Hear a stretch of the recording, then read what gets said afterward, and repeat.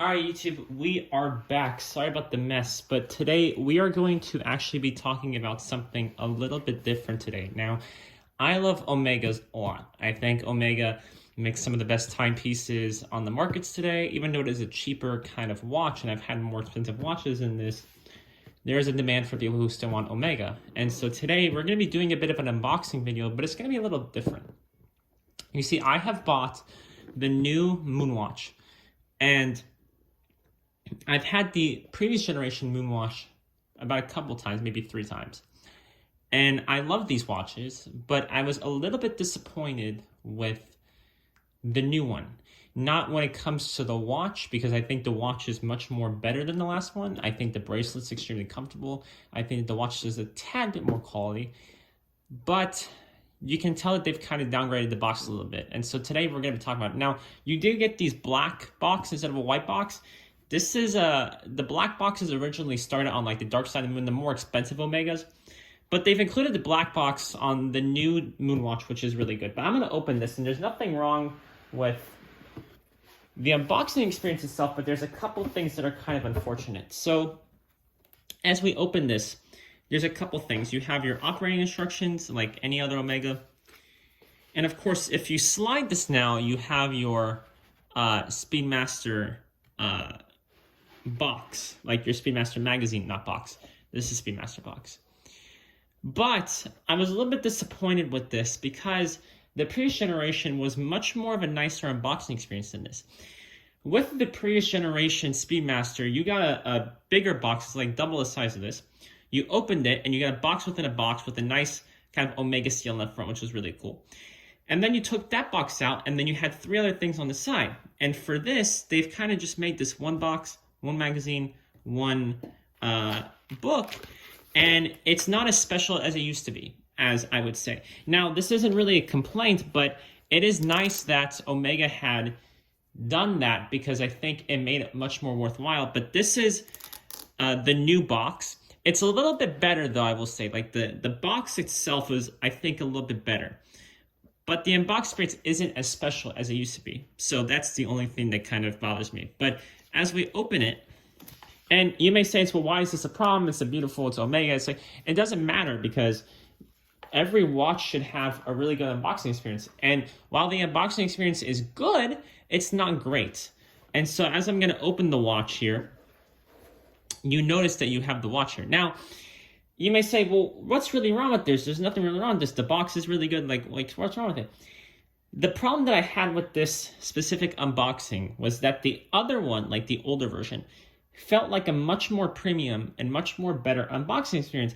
And also with the watch itself, you just get the bracelet. And with the previous generation Speedmaster, you got the NATO, you got the moon strap. It was a much better unboxing experience. And for this, you just get the Moonwatch on the bracelet. Now, one positive I will say is that I think the Moonwatch, I think the quality has been upgraded tremendously. I think that the new bracelet is one of the most comfortable bracelets that I've ever worn, which is a very good thing. I think it's a little bit more feminine, which is good. And I also think, I mean, it's the same thing on the back, same headline thing, but I also really do like this clasp that they have here on the new Moonwatch because it makes it look like more of like a Rolex kind of thing, but it's also really much prettier. I just uploaded a video talking about, Omega tries to copy a lot of Rolex designs, and for this reminds me a lot of a Daytona because it kind of competes with that. And also the strap on the back, the bracelet, this clasp here reminds me a lot of a Rolex. So, but the watch is much more, I mean, it's very quality. It's a very nice watch. It's one of the most famous chronographs you can buy. I like Omega's shape that they have, just like on the diver that we unboxed. It's a very pretty watch. And the watch is good, like the watch itself, but the quality of the box, the unboxing experience, isn't as special as it used to be. And that kind of sucks. But it's not the end of the world. These are first world problems, am I right? Huh. But anyways, so we open this, and we have the 3 kind of cards here. Again, you don't get the little kind of thing where all the cards sit in, so that's kind of unfortunate. This card is actually still blank. Not that one. This is master chronometer, pictograms. This card's actually still blank, so it's not even stamped yet, which is good. This is a 2021, but the card's not even stamped yet, which is good. And then you have your poly watch. We use this to get scratches out of the watch. We have your little sticker here, which says 6300.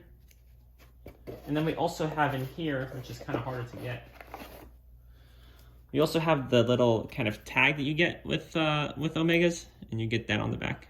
And it says Speedmaster Professional Moonwatch Pro, of course. But these are some things that, oh, and of course it came from Reed's Jewelers. So, of course, you know, everything, there's nothing specifically wrong with the watch. I think the watch is fine on its own. The problem that I had with this was that it wasn't as special as it used to be. And for that, I was a little bit disappointed with the way everything had turned out with this watch. Now, does this persuade someone from buying the Moonwatch? I don't think so. I think if you have the opportunity to buy a Speedmaster, you should. I think if you're starting a watch collection and you want to say, hey, what's the watch that I want to have in my personal collection? I think the Speedmaster is one of the best watches that you can have. I think it's great, especially if you decide to be in the watch business and you have a lot of watches that you flip and trade and you want a personal collection. I think that the new rose gold on green Speedmaster that we talked about in the previous video is a really good choice for a first watch for a first time collection. I think it's one of the nicest watches that Omega has ever made. But this is the Moonwatch here. Again, really interesting watch. Really comfortable bracelet. Actually, if you look up close, the watch itself, it looks a little bit more refined, a little bit more fresh. Of course, this is the Heslite, so it has the movement, but you get a closed case back instead of open case back.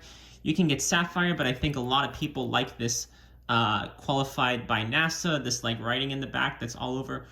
So it's a really interesting watch, and of course you have the Omega Seahorse there that you always will get with Omega. So that's the Omega Diver 300, not the Diver, sorry. This is the Omega Speedmaster Professional Moonwatch. Again, very pretty watch, very good Daytona alternative, but the unboxing a little bit disappointing. Nevertheless, I still think the unboxing experience is good, but I just think the unboxing experience isn't that great. And that is unfortunately the downfall with the new Speedmaster. But this is the new Speedmaster, it's very pretty, best chronograph probably you can buy for under 5K. What do you guys think? Do you like the unboxing? Do you not? Let me leave your comments down below, and we'll see you on the next one.